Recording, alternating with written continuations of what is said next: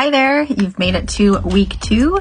Hopefully week 1 on the stages of change was helpful for you to begin thinking through how motivated you are and how ready you are to make some changes for the upcoming year.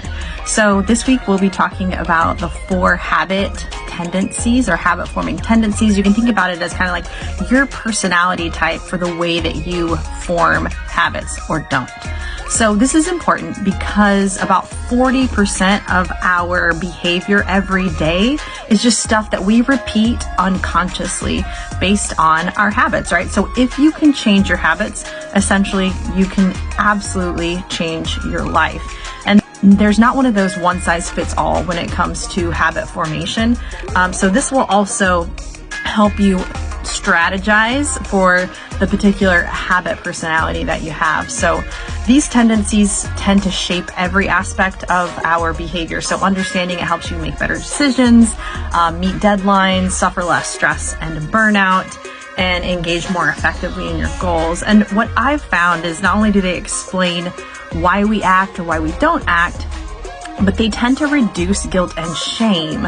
The more you learn about yourself, the less terrible you feel about, oh yeah, that's why I don't make habits like that person, or that's why I'm not meeting my goals like that person, because we're different and there are different ways to go about meeting the goals that are important to us. So the 4 tendencies are these.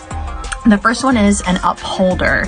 This is someone who readily meets the outer expectations, like things that other people expect from you, such as, a friend asking you to go to the gym or something like that.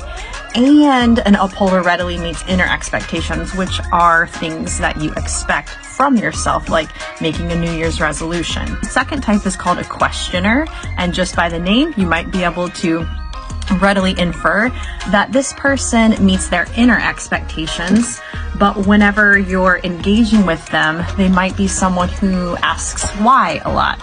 They really need a lot of evidence in order to change their minds.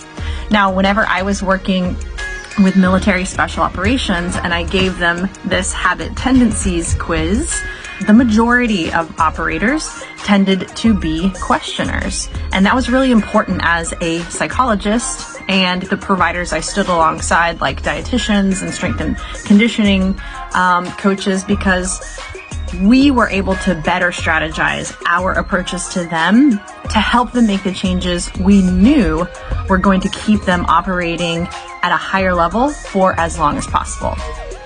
The next one is called an obliger. This is a person who may let themselves down, but they almost always meet the expectation of those around them. So they meet those outer expectations, but not the inner ones. And then lastly, there is the rebel. This person resists both expectations, outer and inner. So with a rebel, basically their mindset is, you can't make me. They might even be less likely to meet their goals if you try to tell them how.